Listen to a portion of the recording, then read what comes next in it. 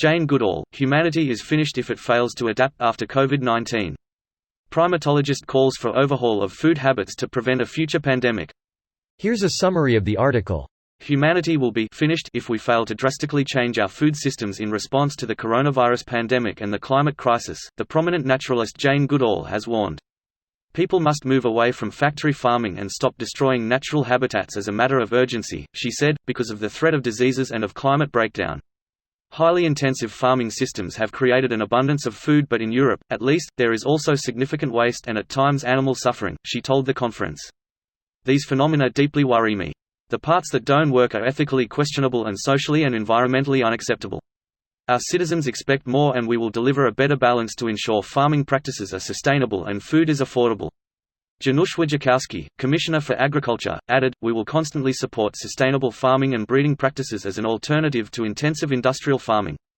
Intensive farming's links to disease outbreaks were examined by the FAIRR Global Investor Network in a new report, which found that more than 70% of the biggest meat, fish and dairy producers were in danger of fostering future zoonotic pandemics owing to LAX safety standards, closely confined animals and the overuse of antibiotics.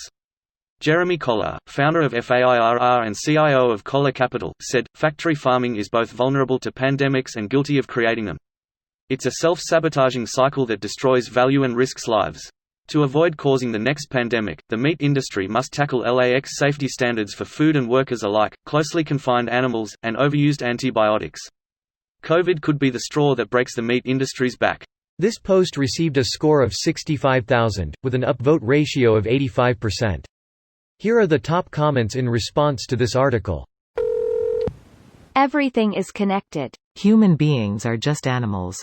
We need to look at our own societies with the same kind of habitat considerations and sustainability considerations that we look at animals with. Make symbiotic relationships within our food system instead a solely parasitic one. The Earth can't tell the difference between a decode office skyscraper and a literal garbage dump. Actually, at least the dump offers some nutrients to the soil. Greater than human beings are just animals. Careful, you'll set off the human exceptionalists who think we're some sort of deity because we evolved cerebrums and opposable thumbs. Greater than human exceptionalists. So, all of the Abrahamic religions. You think we evolved from monkeys? My brother. Nah bro, just you. We evolved from the aliens. They were not monkeys. But we were. What if we are the aliens?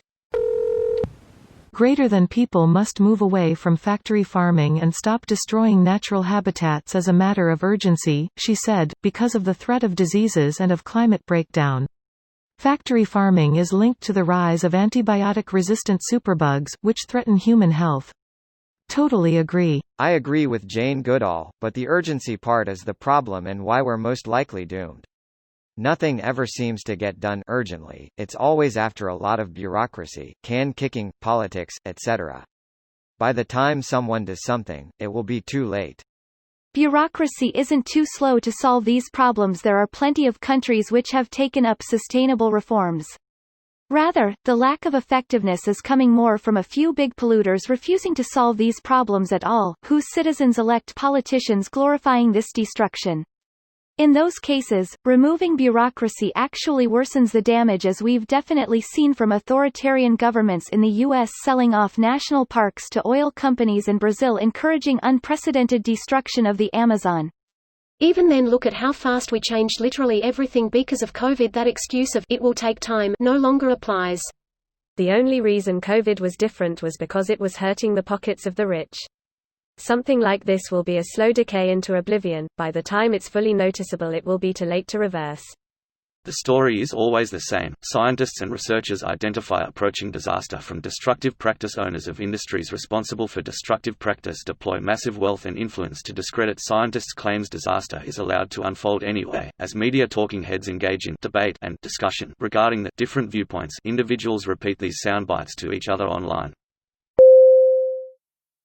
This video was automatically created by Reddit to speech. The article and comments in this video were selected from Reddit according to their upvotes, and any paraphrasing was performed by smmry.com, without any human intervention.